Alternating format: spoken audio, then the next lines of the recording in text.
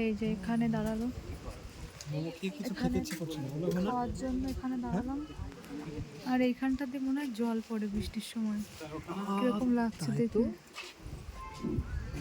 বাবা, এখানকার মানুষরা ভিউ পায় হেবি সুন্দর, কষ্টও কিন্তু পায় ভিউয়ের সাথে সাথে গো।